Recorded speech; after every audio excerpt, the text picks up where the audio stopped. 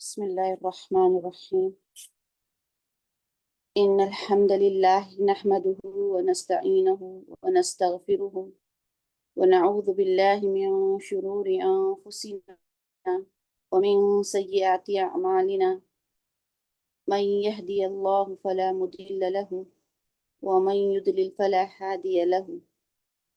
وأشهد أن لا إله إلا الله وحده لا شريك له وأشهد أن محمدا عبده ورسوله. رب اشرح لي صدري يسر لي أمري واحلل عقدة من لساني يفقهوا قولي. يا رب زدني علما. اللهم إني أسألك علما نافعا وعملا متقبلا ورزقا واسعا وشفاء من كل داء. يا مقلب القلوب ثبت قلبي على دينك. السلام علیکم ورحمۃ اللہ وبرکاتہ۔ امید ہے کہ آپ تمام بخیر و عافیت سے ہوں گی۔ الحمدللہ، اللہ تعالیٰ کا بے انتہا شکر احسان، تمام تعریف اس رب العالمین کے لیے۔ اللہ تعالیٰ نے پھر ایک مرتبہ ہم تمام کو یہاں پر جمع کیا تاکہ اللہ کے کلام کو ہم سن سکے، سمجھ سکے، جان سکے، اپنے تعلق کو اللہ تعالیٰ سے اور مضبوط کر سکے، اپنے ایمان کو بڑھا سکیں۔ الحمدللہ، سورہ یاسین کا یہ ہمارا سلسلہ چل رہا تھا۔ آخری آیات ہم نے دیکھی تھی کہ کس طرح سے شروع سے ہم نے جب دیکھا تھا کہ اللہ تعالیٰ نے کس طرح سے قرآن کے بارے میں، اس کی عظمت کے بارے میں بتانے کے بعد جو ہر درم لوگ ہوتے ہیں، کتنی دلیلیں ان کے سامنے پیش کی جائیں، کسی طرح سے بھی وہ ایمان لانے کے لیے راضی نہیں رہتے۔ پھر اللہ تعالیٰ نے یہی جو کفار قریش کر رہے تھے رسول اللہ کے ساتھ، انہی کے سمجھانے کے لیے ایک بستی کی مثال دے کر ہمارے سامنے سارا واقعہ وہ بیان کیا۔ تو ہم نے دیکھا اس میں کس طرح سے بستی والوں نے دین اور حق کو پہنچانے والے نبی کو قتل کر دیا، اور کیسے وہ اللہ کے نافرمان ہوئے تو اللہ تعالیٰ نے کس طرح سے ان پر عذاب کو نازل کیا۔ اس کے بعد ہم دیکھ رہے تھے کہ اللہ تعالیٰ موت کے بعد زندگی کے لیے کتنی دلائلیں ہمارے سامنے پیش کر رہے ہیں، آیتیں، نشانیاں جسے کم کہیں گے، کہ کس طرح اللہ تعالیٰ نے مردہ زمین کو زندہ کیا اور اس میں سے ہمارے لیے اناج نکالا جس سے ہم کھاتے ہیں، اور پھر ہمارے لیے بہت سارے باغات بنائے اس زمین میں، کھجور کے، انگوروں کے، اور پھر چشمے جاری کیے ہمارے لیے، اور ایسے پھل دیے جن سے ہم کھا سکیں۔ اور یہ ساری تخلیق جو تھی یہ کسی کے بس کی بات نہیں ہے۔ پھر اللہ تعالیٰ ان ساری چیزوں کو بیان کرنے کے بعد انسان سے پوچھتے ہیں کہ پھر کیا چیز ہے جو انسان کو اتنا ناشکرہ بناتی ہے کہ افلا یشکرون، وہ شکر نہیں کرتے۔ اب ہم انشاءاللہ آگے کی آیتوں کو دیکھتے ہیں۔ شروع اللہ کے نام سے جو بہت مہربان، نہایت ہی رحم فرمانے والا ہے۔ سبحان الذی خلق الازواج کلها مما تنبت الارض ومن انفسهم ومما لا يعلمون وآیۃ لهم اللیل نسلخ منه النہار فإذا هم مظلمون۔ سبحان، پاک ہے، الذی، وہ ذات جس نے، خلقہ، پیدا کیے، خلقہ، پیدا کیے، الازواج، جوڑے، کلہا، سب کے سب، کلہا، سب کے سب، ہاں یہاں پر ضمیر ہے یعنی زمین میں، سب کے سب، مما، ان چیزوں کی، جنہیں تم بھی تو اگاتی ہے، الارض، زمین، و، اور، من، انفسہم، من سے کے معنی میں ہے انفسی، خود کا، انسان کا نفس یا انسان، ٹھیک ہے، ہم، ان کے، وَمِمَّا، اور ان چیزوں کے بھی، لا یعلمون، جنہیں وہ نہیں جانتے۔ سبحان یہاں پر ہے سین با ہا، اس کا معنی ہے پاکیزگی، بیان کرنا۔ یہاں پر اللہ تعالیٰ کے لیے جب آتا ہے یعنی اللہ کو ہر عیب سے پاک اور منظم قرار دینا، سب سے اعلیٰ قرار دینا، ٹھیک ہے۔ لفظ سبحان جو ہے، جس یعنی اللہ تعالیٰ کے لیے خاص ہوتے ہیں عربی زبان میں اللہ تعالیٰ کو ہر عیب سے، ہر نقص سے پاک قرار دیتے ہیں، اللہ تعالیٰ کی عظمت کو بیان کرتے ہیں، اس کی برتری کا اظہار کرتے ہیں۔ یعنی یہ ایک ایسا مجموعہ ہے جب ہم کہتے ہیں یعنی اللہ پاک ہو جاتا ہے ہر عیب یعنی ہر شرک سے، ٹھیک ہے۔ الذی، وہ ذات جس نے پہلے بھی گزر چکا ہے، وہ ذات جس نے، اس میں موصول ہم اس کو کہتے ہیں، وہ ذات جس نے یا وہ جس نے، اس طرح سے۔ اور الذین، اس کا پیورل ہے، یہ سنگولر ہے، جنہوں نے، جس کا ہم ترجمہ کرتے ہیں الذین، اس کا جمع ہے، پیورل ہے۔ خلق، پیدا کرنا، خا لام قاف مادہ ہے اس کا، اور معنی ہے پیدا کرنا، کوئی چیز عدم سے وجود میں لانا، یعنی نیو چیز ایجاد کرنا، پیدا کرنا، ٹھیک ہے۔ ازواج، یہ جوڑے، زوج کی جمع ہے، ٹھیک ہے، یعنی جوڑے، جوڑوں کی شکل میں یہ جو ہوتا ہے دنیا میں ہر چیز، اس کو بیان کیا جا رہا ہے۔ زوج اس کی واحد ہے، جسے ہم شوہر کو بھی کہتے ہیں، عربی میں زوج کہتے ہیں، اس کی جمع ہے ازواج، یعنی میاں بیوی، ہر ایک جوڑا، کسی بھی چیز کا جوڑا۔ کلہا، سب کے سب، کلہ کل تمام، ٹھیک ہے، سب کے سب یا تمام۔ ہا، اس میں یہ ضمیر جا رہی ہے، ہا کی، یہ مؤنث ضمیر، یعنی زمین میں سب کے سب جوڑے، ٹھیک ہے۔ مما، مم یہاں پر حرف جر ہے، اور ما اس میں موصولہ آیا ہے، من سے، ما ان چیزوں کی جنہیں، اس کا ترجمہ ہم نے ایسے کیا ہے، اصل میں یہ تھا من پلس ما، من سے، ما جو چیزوں سے، یعنی ان چیزوں کی جنہیں، تم بھی تو، یہ نون با تا، یہ روٹ ورڈ ہے اس کا، نون با تا، اس کے معنی ہے اگنا، بڑھنا، ٹھیک ہے، اگنا یا بڑھنا، اس کے معنی ہے اگنا یا بڑھنا۔ الارض، زمین، تم بھی تو اگاتی ہے، الارض زمین، و اور من سے، حرف جر آ گیا۔ الارض، یہ پتہ ہے ہم نے لاسٹ ٹائم اس پر بات کی تھی کہ اس کی کوئی واحد مؤنث نہیں، قرآن میں صرف اسی کو استعمال کیا گیا ہے، زمین، اسی سے مراد واحد یہ اصل میں ہے، مؤنث ہے لیکن یہ، ٹھیک ہے، مؤنث سمائی عربک میں اس کو مؤنث مانا جاتا ہے، اسی لیے اس کے لیے ضمیر ہا کی آتی ہے، مؤنث کی۔ وہ من، وہ دونوں حرف، یہ و عطف ہے، حرف ہے، یہ من سے، انفسی، اپنے، نفس، انفسی کہتے ہیں نفس کو، خود کو، یہ نفس کی جمع ہے انفس، اور یہاں پر ایک ضمیر اٹیچ ہوئی ہے، متصل ضمیر، اٹیچ ضمیر، اور خود ان انسانوں کے اپنے، یعنی اور من سے، خود، ہم ان کے اپنے، ترجمہ اس کا لفظی اگر ہم دیکھیں تو ٹوٹل الگ ہوگا، اس لیے مفہوم کو سمجھنے کے لیے یہاں پر جو کیا گیا ہے، اور خود ان کے اپنے، ٹھیک ہے، یہاں پر انسان کو اپنے خود کی تکلیف پر غور کرنے کے لیے کہا جا رہا ہے، ٹھیک ہے، اور خود ان انسانوں کے اپنے، وہ مما، اور ان چیزوں کے بھی جنہیں، سیم یہ اوپر کا پیٹرن ہے من اور ما میں، اور ان چیزوں کے بھی جنہیں، لا نہیں، یعلمون وہ جانتے، یعلمون، عین لام میم، روٹ ورڈ ہے جاننا، کسی علم کا جاننا، ٹھیک ہے۔ پہلی آیت میں یہاں پر اللہ تعالیٰ نے بتایا سبحان، پاک ہے، الذی، وہ ذات جس نے، خلق، پیدا کیے، الازواج، جوڑے، کلہا، سب کے سب، مما، ان چیزوں کے جنہیں، تم بھی تو اگاتی ہے، الارض، زمین، و اور من سے، انفسہم، خود ان کے اپنے، وہ اور مما، اور ان چیزوں کے بھی جنہیں، لا نہیں، یعلمون وہ جانتے۔ اب یہاں سے ہمارے پاس کیا شروع ہو رہی ہے، اب اللہ تعالیٰ کی ذات، سبحان اللہ، مطلب اللہ تعالیٰ اپنے آپ کو پاک بتا کر، ظاہر سی بات ہے بے شک اللہ کی ذات ہی پاک ہے تمام عیوب سے۔ اب چل رہا تھا پچھلے سلسلہ، ہم نے دیکھا تھا کہ کس طرح سے اللہ تعالیٰ نے زمین، مردہ، کس طرح سے اس میں نے اگائے، چیزیں کیا ہیں، یہ ہمارے سامنے پیش کر رہے تھے۔ اب یہاں اللہ تعالیٰ بتا رہے ہیں کہ غور کرو کس طرح سے اللہ تعالیٰ نے تمہیں پیدا کیا ہے، کیسے تمہاری تخلیق کی ہے، اور غور اگر کریں انسان تو سب کو اللہ نے جوڑے کی شکل میں بنایا ہے، ٹھیک ہے۔ یہاں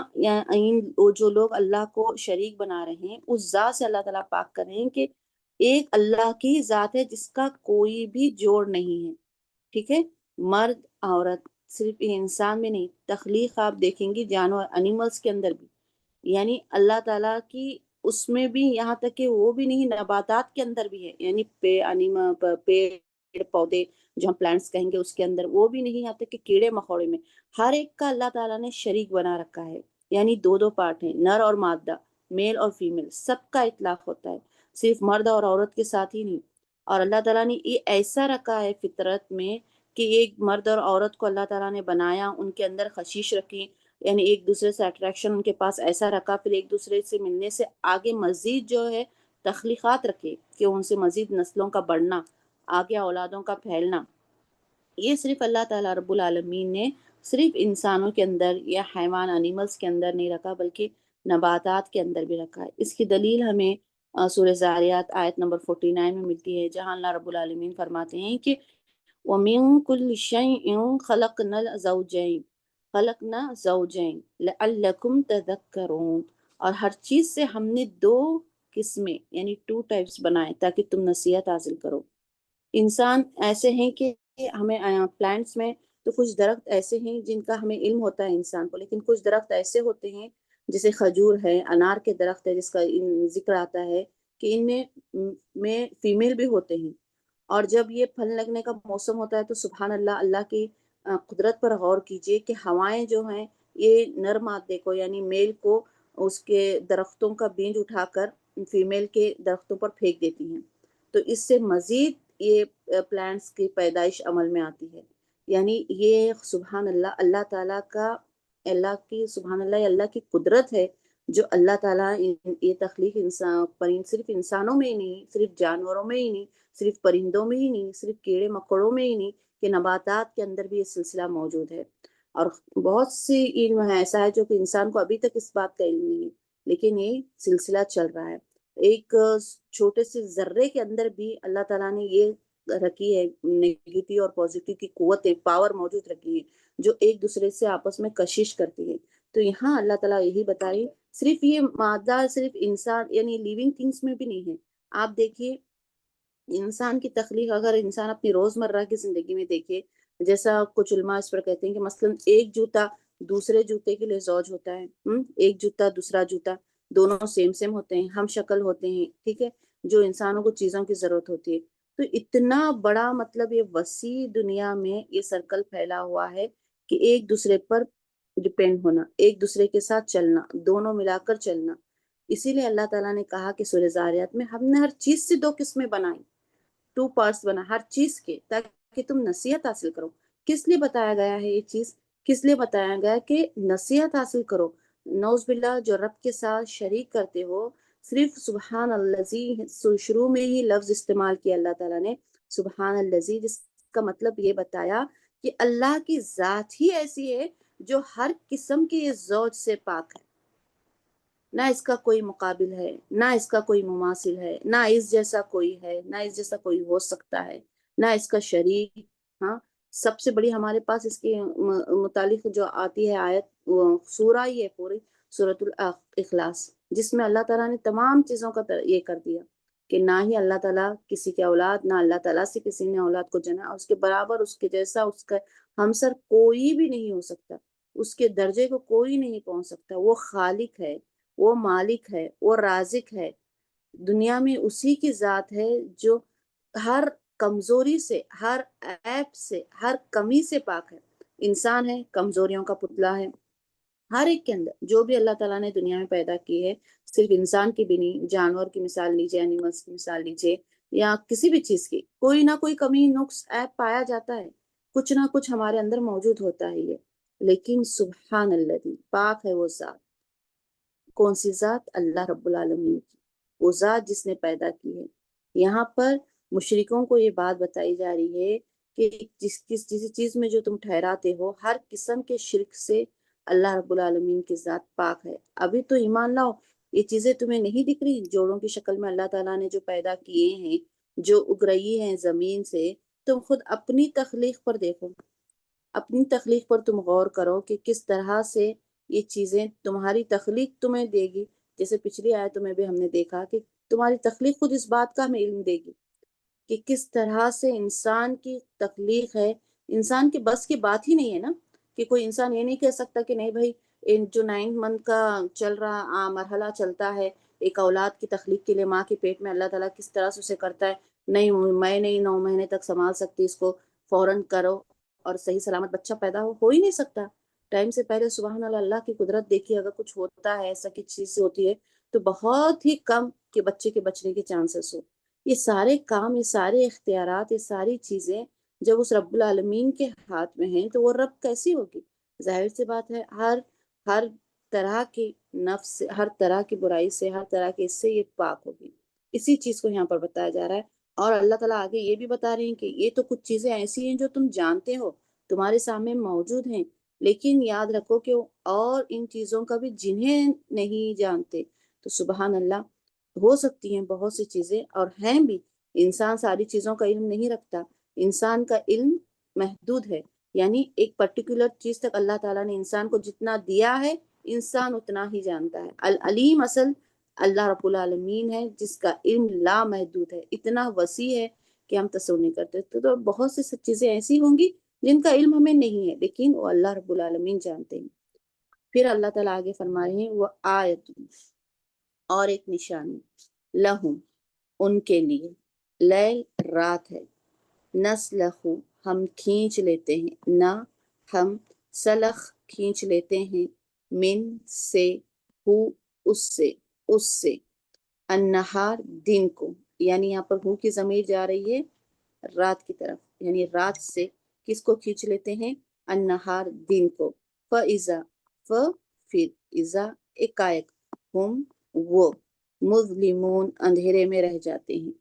اب یہاں پر وہ حرف عطف آیا ہے، آیتن اس سے پہلے بھی گزر چکا ہے، میں نے بتایا ہے یہ نشانی کے لیے استعمال ہوتا ہے، اور ایک قرآن کی آیت جس طرح سے ہم کہتے ہیں، اور آیات جو ہے اس کی جمع ہے، یہاں پر یہ واحد ہے۔ ل حرف جر ہے، کے لیے معنی میں، ہم ان کے لیے، جمع ہے، یہ ضمیر جمع کے لیے آتی ہے، اٹیچ متصل ضمیر ہے۔ اللیل رات کو کہتے ہیں، رات سب کو پتا ہے رات کا آنا، نہ ہم سلخہ کھینچ لیتے ہیں، سین لام خا اس کا مادہ ہے، کسی چیز کی خال کھینچنا، یا کسی چیز میں سے کسی چیز کو کھینچ کر نکالنا۔ اس کے لغوی معنی کیا ہیں؟ کسی چیز کی خال اس کو کھینچنا، یا کسی چیز کو کسی چیز سے کھینچ کر نکالنا۔ من یہاں پر حرف جر، ہو یہ ضمیر ہے، واحد کے لیے استعمال ہوتی ہے، مذکر واحد کی ضمیر ہے، النہار یہ دن کو کہتے ہیں، دن، پھر یہ حرف فجائیہ یعنی عطف کے معنی میں، پھر کے معنی میں استعمال ہوتا ہے، یا بس کے معنی میں، یا پس کے معنی میں، ہم نے دیکھا ہے فا کا ترجمہ۔ اذا یہ ہے ایکائک یا جب، دونوں ترجمے کر سکتے ہیں، ایکائک یا جب، ٹھیک ہے، ظرف کے معنی میں۔ ہم یہ بھی ضمیر آئی، وہ سب کے لیے مذکر یعنی میل، وہ سب، مظلمون اندھیرے میں رہ جاتے ہیں، لام میم، لام میم اندھیرے میں ہونا، اندھیرا چھا جانا، ٹھیک ہے، اندھیرے میں ہونے والے۔ اب یہاں پر اللہ تعالیٰ اب اپنی دوسری دلیل دے رہے ہیں، دوسری کس بات کی یہاں پر دلیل دی جا رہی ہے؟ بتایا جا رہا ہے رات کے بارے میں۔ اب سب سے بڑی نشانی کو اللہ تعالیٰ یہاں پر واضح کر رہے ہیں کہ کس طرح سے اب اللہ تعالیٰ اپنے وجود کو ظاہر کر رہے ہیں نا، سبحان الذی بنا کر۔ اب زبردست اللہ کی قدرت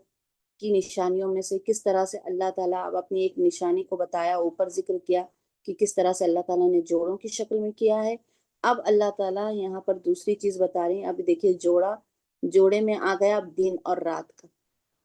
کہ کس طرح سے دن اور رات کا سلسلہ چلتا ہے، کیسا سلسلہ ہے، کہ اللہ تعالیٰ کہیں کہ وآیتن اور ایک نشانی ہے، لہم ان کے لیے اس میں غور و فکر ہے، کس چیز میں؟ اللیل رات ہے، نسلخو ہم کھینچ لیتے ہیں، منہ اس سے یعنی رات سے، النہار دن کو، فاذا پھر جب، یا ایک ہم وہ، مظلمون اندھیرے میں رہ جاتے ہیں۔ اب یہاں پر اللہ رب العالمین بتا رہے ہیں انسان کو کہ اب غور کرو، اگر رات ہی رات ہو انسان کے پاس، اللہ اکبر، تو کیا ہوگا؟ یہاں اللہ تعالیٰ کہہ رہے ہیں کہ یہ تمہارے لیے دلیل ہے کہ ایک ہم نے کس طرح سے رکھا ہے کہ رات ہوتی ہے، رات تمہارے لیے ہم نے بنائی باعث سکون کا ذریعہ، تاکہ دن بھر تم نے جو کمائی، تم نے محنت جو کی، رات میں تم اس پر آرام کر سکو۔ پھر ہم کھینچ لیتے ہیں اس سے، یعنی اس رات سے دن کو، پھر ایک دم دن آتا ہے۔ ایک اور ہر ایک کا ٹائمنگ دیکھیے، ایسا نہیں کہ ابھی آیا ہے، رات آئی ہے، 1 گھنٹہ نہیں ہوا لیکن دن آ گئے، نہیں، اس کو کھینچ لیتے ہیں دھیرے دھیرے کرتے۔ صبح کے دن کا مرحلہ دیکھیے آپ، فجر میں سورج کا طلوع ہونا، آہستہ آہستہ وہ اوقات کس طرح سے آتے ہیں، ایک دم سے ایسا نہیں ہو سڈنلی پوری رات چھا گئی، سڈنلی پورا دن آ گیا۔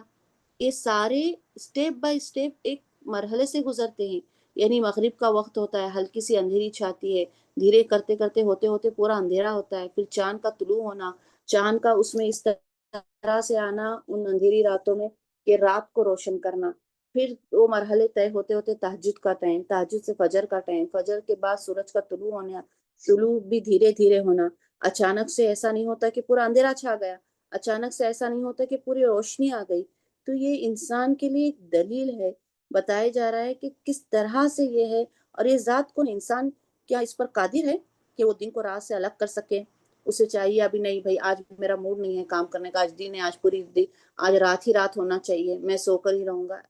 یہ ہے انسان کی بس کی بات؟ یا کوئی انسان چاہے کہ نہیں آج رات نہ ہو، میرے کام اتنے پینڈنگ پڑے ہوئے ہیں، آج مجھے کسی بھی طرح سے ان کاموں کو نپٹانا ہے، دن ہی ہونا چاہیے؟ یہ سارا اختیار ہے ہی نہیں انسان میں۔ یہ کرنے والی ذات تو اللہ رب العالمین ہے، جو دن کو رات سے الگ کرتا ہے، رات کو دن سے الگ کرتا ہے۔ یہ جو اس کے مراحل چل رہے ہیں اس میں برابر سے ان چیزوں کو لانا وقت با وقت، اگر سوچئے نعوذ باللہ دن ہی دن رہے تو انسان کی کیا حالت ہو جائے۔ ایک اللہ کی قدرت کاملہ کی نشانی ہے، اگر انسان کو آرام نہ ہی ملے، رات نہ آئے، انسان سکون نہ لے سکے، دن ہی دن ہو، تو کس طرح سے انسان کی کیفیت ہوگی؟ یعنی دن ہوگا تو ظاہر سی بات ہے انسان کاموں میں مشقت میں لگا ہی رہے گا، رات آتی ہے تو انسان کو تسلی ہوتی ہے کہ نہیں، رات ہمارے لیے سکون کا باعث ہے، رات ہمارے لیے آرام کا باعث ہے، رات انسان کو نیند دیتی ہے، تو نیند آتی، نیند سے انسان ایک فریش محسوس کرتا ہے، وہ اس کی باڈی کے لیے ضروری ہے۔ تو یہ ساری چیزیں کیسی مماثلت ہیں، کیا ہیں، سبحان اللہ، اللہ کی تخلیق میں جوڑوں کی شکل میں پیدا کرنا، زمین میں جو بھی چیز اگتی ہے، پھر اس سے اللہ تعالیٰ دوسری نشانی دے کر بتائیں کہ رات اور دن کو دیکھو، یہ کیسا چل رہا ہے، یہ نظام کیسا چل رہا ہے، اس پر غور کرو۔ تھوڑا سا انسان کتنی چیزوں کو جھٹلائے گا، تم اپنی ذات پر بھی نہیں غور کرتے، تمہارے اطراف کائنات پر تو غور کرو، یہ تمہارے اختیار میں ہے کیا؟ پھر کیوں نہیں ہو سکتا وہ خالق و رازق و مالک جب ان چیزوں کو لا رہا ہے، دن سے رات کو، رات سے رات، پھر دن کو، دن سے رات کو، یہ مرحلے چل رہے ہیں، جب دنیا میں تمہیں ہر جوڑوں کی شکل میں پیدا کر رہا ہے، ہر چیز تمہارے سامنے موجود ہے، تمہاری خود کی تخلیق، وَمِنْ أَنفُسِهِمْ، خود کی تخلیق پر تم غور کرو، تو کیسے نہیں ہو سکتا کہ وہ تمہیں مرنے کے بعد دوبارہ زندہ کرے گا؟ اسی سلسلے میں یہ ساری چیزیں چل رہی ہیں، اسی سلسلے میں چل رہی ہیں، کیونکہ ان کا کفار قریش کو اس بات کو ماننے کے لیے تیار ہی نہیں تھے، تو یہی چیزیں چل رہی ہیں، یہی دلیلیں دے کر ان کو بتایا جا رہا ہے کہ ان دلیلوں پر غور کرو۔ پھر اب آگے اللہ رب العالمین فرما رہے ہیں وَالشَّمْسُ، اور سورج، وَالشَّمْسُ، اور سورج، حرفیت عربی میں شمس سورج کو کہتے ہیں، تجری، رواں دواں رہتا ہے، جاری رہتا ہے، رواں دواں رہتا ہے، جاری رہتا ہے، لی کے لیے حرف جر ہے، مستقر، ٹھکانہ، پہنچنے کا، ہاں، اپنے یا اس کے، یہاں پر ذالکا، یہ، یا اصل میں یہ وہ ہے، بعید کے یعنی دور کے لیے استعمال ہوتا ہے، جیسے انگلش میں ہم اس کو ڈٹ کہتے ہیں، یہاں پر یہ کے معنی میں استعمال قرآن میں ہے۔ تقدیر، اندازہ ہے، العزیز، نہایت غالب، العلیم، خوب جاننے والے کا، وہ، اور الشمس، سورج، سورج یعنی آفتاب جسے ہم کہتے ہیں، وہ بڑا ستارہ جس کے اطراف گرد زمین اور بہت دوسرے گردش کر رہے ہیں، یعنی پھر رہے ہیں، چل رہے ہیں، وہ سورج بڑا ستارہ۔ تجری، جاری ہونا، جیم، را، یا، اس کا روٹ ورڈ ہے جاری ہونا، بہنا، رواں دواں رہنا۔ لام حرف جر، یہ ہے مستقر، قاف را را، پکڑنا، قرار پکڑنا، کسی چیز کو پکڑے رہنا۔ ذالکا اس میں اشارہ جیسا میں نے کہا بعید کا ہے، لیکن ہم نے ترجمہ کیا ہے یہاں اے پر۔ تقدیر، یہ قاف دال را، اس کا معنی ہے قسمت، قاف دال را قسمت، قیاس۔ اور یہاں پر دو اللہ کے نام آئے ہیں، صفاتی نام العزیز زبردست، سب پر غالب، العلیم خوب جاننے والا۔ اب یہاں پر دیکھیے، یہاں ہم دیکھ رہے ہیں دن اور رات کو اللہ تعالیٰ نے ذکر کیا، زوج کی شکل ہمیں بتائی کہ کس طرح سے ہے زمین میں۔ اب سب سے بڑی اللہ تعالیٰ کی تخلیق مخلوق الشمس کا یہاں پر ذکر کیا گیا ہے، سورج کا ذکر کیا گیا ہے۔ صحیح بخاری میں اس کے متعلق حدیث آتی ہے کہ سیدنا ابو ذر رضی اللہ تعالیٰ عنہ کہتے ہیں کہ میں رسول اللہ صلی اللہ علیہ وسلم کے ساتھ سورج کے غروب ہونے کے وقت مسجد میں تھا، تو آپ صلی اللہ علیہ وسلم مجھ سے پوچھتے ہیں کہ جانتے ہو یہ سورج کہاں غروب ہوتا ہے، کہاں جاتا ہے؟ میں نے کہا کہ اے اللہ کے رسول، اللہ اور اس کا رسول ہی خوب جانتا ہے، اس بات کا تو علم ہمیں بھی نہیں ہے۔ تو آپ صلی اللہ علیہ وسلم نے فرمایا کہ وہ عرش تلے جا کر اللہ کو سجدہ کرتا ہے۔ پھر آپ صلی اللہ علیہ وسلم نے یہ آیت تلاوت کی، جس کا معنی ہے کہ اور سورج رواں دواں رہتا ہے اپنے ٹھکانے پر پہنچنے کے لیے۔ یہ آیت اللہ کے رسول نے بیان کی۔ یہاں پر سورج، کیونکہ سبحان اللہ یہ اللہ کی تخلیق میں ایک عظیم تخلیق ہے۔ آپ تصور کیجئے سورج کا کام کیا ہے، اور اس کا برابر ایک انتہا کے ساتھ ہمارے اوپر طلوع ہونا، ہمارے اوپر رکنا، پھر ایک ٹائم کے مطابق جانا۔ آپ دیکھیے سبحان اللہ سبحان اللہ، یہ ایک ڈسٹنس جو ہم سے مینٹین کیا ہوا ہے۔ ایک جگہ پر سبحان اللہ اللہ کی قدرت، آج اب ہمارے پاس یہاں پر دن چل رہا ہے تو دوسری جگہ پر رات چل رہا ہے، رات کا مرحلہ، یہ سارا نکلنا اور ایک لمٹ تک ہمیں گرمی دینا، یہی گرمی ہمیں برداشت نہیں ہو رہی ہے، تپش۔ ہم ہر سال کہتے ہیں کہ اس سال گرمی بہت بھیانک ہے، بہت زیادہ ہے۔ تو یہ ساری چیزوں کو، کیونکہ یہ اللہ کی عظیم تخلیق میں سے ہے، اس چیز کو بتایا جا رہا ہے کہ یہاں پر اسی لیے اس کی نشانی کو پیش کیا جا رہا ہے انسانوں کے سامنے کہ سوچو، اس کا رواں دواں رہنا، جاری رہنا، وہ مسلسل چل رہا ہے اللہ کے حکم کے تابع، ٹھیک ہے؟ وہ تمہیں دن دے رہا ہے، پھر کسی اور جگہ پر وہاں پر رات ہو رہی ہے، پھر وہاں پر نکلتا ہے۔ یعنی یہ اندازہ کرو، یہ صرف کس چیز کے لیے کون کر سکتا ہے؟ یہ جو عزیز ہوگا، جو علیم ہوگا، وہی ذات یہ کر سکتی ہے۔ یہاں پر یہ ہے کہ وہ اتنا، یہاں پر دوسری کچھ علماء یہ کہتے ہیں کہ ایک وقت ایسا آئے گا کہ کیونکہ اب تو وہ کنٹینیوسلی مطلب چکر لگا رہے ہیں، ٹھیک ہے، لیکن ایک وقت ایسا ہوگا کہ وہ اللہ قیامت کے دن جو ہے، اس سے مستقرہ سے مراد یہاں پر علماء لیتے ہیں کہ قیامت کے دن ایسا ہوگا مفسرین کہ اس کی چال کا خاتمہ ہوگا اللہ کے حکم سے۔ کیا ہوگا قیامت کے دن؟ اس کی یہ حرکت باطل ہو جائے گی، یعنی یہ نور جو ہے دینے والا سورج یہ بے نور ہو جائے گا، اور کل کا کل عالم جو ہے ختم ہو جائے گا۔ اور کہتے ہیں جیسا یہ مستقرہ یعنی اپنے وقت پر، اپنے ٹائم پر جو چل رہا ہے، یہ اس دن وہ تجاوز کرے گا، یعنی چل نہیں سکے گا اس طرح۔ جیسا جاڑوں کے موسم میں ہم دیکھتے ہیں سورج کا، سردیوں کے موسم میں دیکھتے ہیں کہ سورج بالکل نہیں آتا، جاڑوں کے موسم میں آتا ہے۔ یہ سارا اختیار ذرا غور کریں، انسان اگر ذرا بھی غور کرے اس کے لیے، تو کس طرح سے اللہ تعالیٰ نے سبحان اللہ سورج کا ان راستوں سے آنا، ہمیں گرمی دینا، اتنے ہی وقت پر دینا، جاڑوں سردی کے موسم میں اس کا غائب رہنا، ہلکی سی صرف گرمی رہنا، اس وقت ہمیں یہ کرنا، وہ سکون، وہ قرار کس طرح سے ہوگا۔ لیکن جب قیامت ہوگی، جب اللہ تعالیٰ اس کو حکم دیں گے تو سارا باطل ہو جائے گا۔ یہ اب اللہ کے حکم کے تابع یہ ساری گردش کر رہا ہے، انسانوں کو، مخلوق کو، کل کائنات کو یہ دے رہا ہے فائدہ، لیکن اس وقت جو چلے گا وہ سارا الگ ہوگا۔ سورہ انعام میں اللہ تعالیٰ اس کی اور مثال دے کر فرماتے ہیں کہ صبح کا نکلنے والا جس نے رات کو راحت کا وقت بنایا کون ہے؟ اللہ رب العالمین۔ اور سورج چاند کو حساب سے مقرر کیا، یہ بھی ذات کون ہے؟ اللہ رب العالمین کی ذات ہے۔ اسی طرح نہیں اور بھی آیتیں ہم دیکھیں گے، سورہ یونس میں اللہ تعالیٰ فرماتے ہیں کہ چاند کی ہم نے منزلیں مقرر کر دی، اور وہ ایک چال چلتے رہتا ہے، اور جیسے سورج کی چال سے رات دن معلوم ہو جاتے ہیں، پتہ چلتا ہے سورج جب آتا ہے تو ہمیں پتہ چلتا ہے کہ اب دن چل رہا ہے، اب رات ڈھلنے لگتی ہے تو ہم کہتے ہیں کہ جب چاند آتا ہے تو رات کا موسم ہے۔ تو یہ ساری آیتیں ہمیں اس بات کی دے رہی نشانی جو اوپر بھی تھی، لیل اور رات، دن اور رات کے، نہار کی، اسی طرح سورج اور چاند کی،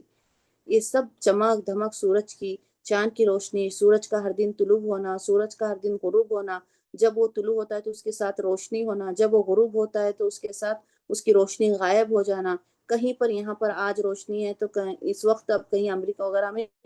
اندھیرا چل رہا ہے۔ ہاں، اسی طرح یہ سارا نظام انسان دیکھے کہ کس طرح سے اللہ تعالیٰ نے یہ مقرر کیا ہے، کس طرح سے بتایا ہے، ان پر غور کرے انسان تو اسے پتہ چلے کہ یہ شان، یہ ذات صرف اللہ کی ہی ہو سکتی ہے، اس کے علاوہ کسی کے اختیار میں نہیں۔ کل کی آیت میں اگر ہم دیکھیں گے تو اسی سے جوڑتے ہوئے اللہ تعالیٰ نے فوراً اس کا اپوزٹ سورج کا، چاند کی بھی مثال ہمارے سامنے پیش کی ہے کہ کتنے مراحل سے چاند گزرتا ہے، کس طرح سے ہم اس کو چاند کو کہتے ہیں۔ آج ہم نے دیکھا سورج تک کہ کیا سبحان اللہ کس طرح سے وہ اپنے ٹھکانے پر پہنچتا ہے۔ یہ آیتیں ہمیں غور و فکر کرنے کے لیے ہیں کہ ہم یہ آیتیں ہمیں یہ علم بتانے کے لیے نہیں ہے کہ مخلوق دنیا میں، کائنات میں دیکھیے کیا کیسا ہے، کس طرح سے چل رہا ہے، اس کا علم تو بہت وسیع ہے۔ یہ آیتیں ہمارے لیے اصل میں نشانی ہے تاکہ ہم غور و فکر کریں ان پر اور اپنے ایمان کو مضبوط کریں، اللہ تعالیٰ سے اپنا یہ جو محبت ہے اس کو اور مزید کریں، جان لے کہ وہی ہستی ہے جو ہمارے ہر چیز کی ہر مراد کو پورا کر سکتی ہے، ہر شرک سے پاک۔ سبحان، پاک ہے، الذی، وہ ذات جس نے، خلقہ، پیدا کیے، الازواج، جوڑے، کلہا، سب کے سب، مما، ان چیزوں کے جنہیں، تم بھی تو اگاتی ہے، الارض، زمین، و، اور، من، سے، انفسہم، خود ان کے یعنی انسانوں کے اپنے، ومما، اور ان چیزوں کے جنہیں، لا، نہیں، یعلمون، وہ جانتے، وہ، اور، آیتن، ایک نشانی ہے، ل، کے لیے، ہم، ان کے لیے، اللیل، رات ہے، نسلخ، ہم کھینچ لیتے ہیں، منہ، اس سے، یعنی اللیل، رات سے، ہو کی زمین اور اللیل کی طرف ہے، رات سے، النہار، دن کو، پھر، اذا، جب یا یکایک، ہم، وہ، مظلمون، اندھیرے میں رہ جاتے ہیں، وہ، اور، الشمس، سورج، تجری، رواں دوا رہتا ہے یا جاری رہتا ہے یا بہتا ہے یا چلتا ہے، لی، کے لیے، مستقر، ٹھکانے، ل، یہاں پر ل، ہا، اپنے ٹھکانے، اپنے ٹھکانے کے لیے، یہ بھی یہ ضمیر ہے کے لیے معنی میں، ہاں، اپنے ٹھکانے پر پہنچنے کے لیے، لی، مستقر، لہا، اپنے ٹھکانے پر پہنچنے کے لیے، ذالک، کا، یہ، تقدیر، اندازہ ہے، العزیز، نہایت غالب، زبردست، العلیم، خوب جاننے والے کا۔ یہ اندازہ ہے، تقدیر کا ہم نے لغوی معنی دیکھا تھا کہ قسمت، قیاس آرائی، یعنی چلنا اس انداز پر، ٹھیک ہے۔ اب یہاں پر اللہ تعالیٰ کے بارے میں بتایا جا رہا ہے کہ اللہ تعالیٰ نے اندازہ یعنی اس کو جوڑا ہے، بنایا ہے اس طرح سے ان آیتوں کو۔ یہاں پر اندازے سے مراد اندازہ لگانا نہیں ہے بلکہ یہ لفظ استعمال کیا گیا ہے کہ قیاس آرائی، یعنی برابر اس کو جوڑا ہوا ہے ایک ٹائم پر مقررہ، جو اپنے ٹھکانے پر پہنچتا ہے، اور وہ کون ہے؟ العزیز، نہایت غالب، العلیم، خوب جاننے والا۔ بارک اللہ فیکی، اللہ تعالیٰ ہمیں کہنے سننے سے زیادہ عمل کرنے کی توفیق عطا فرمائے، جو بھی حق بات ہم نے کہی ہے اللہ تعالیٰ کی طرف سے اللہ قبول فرمائے، جو غلطی کوتاہی وہ شیطان اور میری نفس کی طرف سے اللہ تعالیٰ درگزر فرمائے۔ اللہ ہمیں توفیق دے کہ ہم اللہ کی ان آیتوں پر غور کریں، تدبر کریں، تفکر کریں اور ان سے اپنے ایمان کو مضبوط کریں۔ سبحانک اللہم و بحمدک، نشہد ان لا الہ الا انت، نستغفرک و نتوب الیک۔ السلام علیکم و رحمۃ اللہ۔